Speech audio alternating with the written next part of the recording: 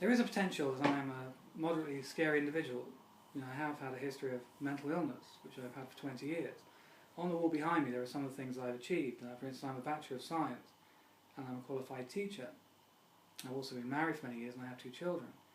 When I qualified as teacher I had enhanced CRB, which was clean, criminal record bureau check, and I also had occupational health screening, including an investigation into a mental illness, and I was cleared to teach and have taught for about 7 years. I'd like to talk about some of the issues to do with mental illness that people may not understand. The idea of dangerousness. People think that schizophrenics are dangerous, like that dreadful case the other day, which of course is an absolute tragedy.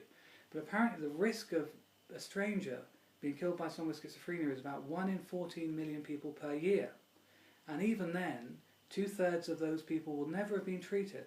So it will be found upon examination that they were schizophrenic, but they will never have been given medicine or never been treated for it. So the risk of being killed by someone is actually very, very small.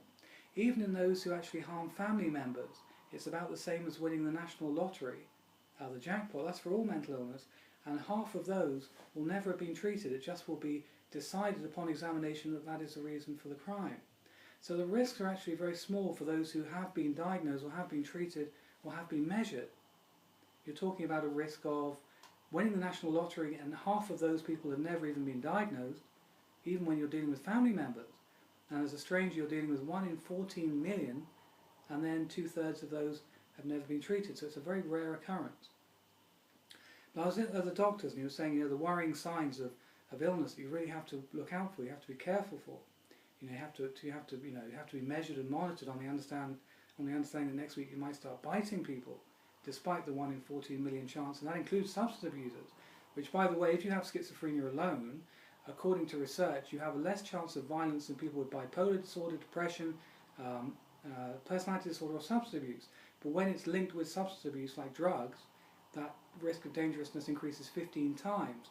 So what the risk is the drugs mixed with schizophrenia. Otherwise your risk of violence is lower than people with depression or personality disorder, which actually is a lesser known fact.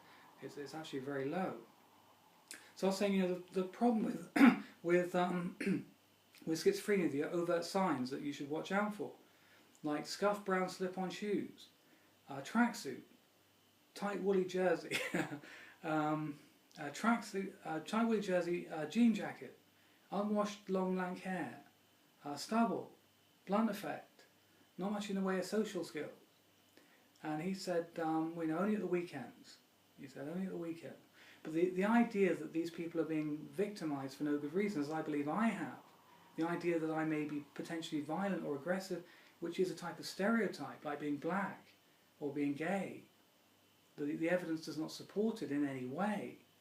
If it's more likely to win the national lottery than to be harmed by someone with a mental illness, whether you're a family member or a stranger, and that includes substance abusers and people with the most chronic backgrounds of childhood abuse and trauma and all sorts of violence and all sorts of things that have gone wrong in their lives, and yet you can look at someone like me and somehow discern or interpret or predict things that have no basis in reality at all, and yet satisfy your objective criteria, then something is severely wrong. It is purely brutish. It is profoundly unfair. It is discriminatory.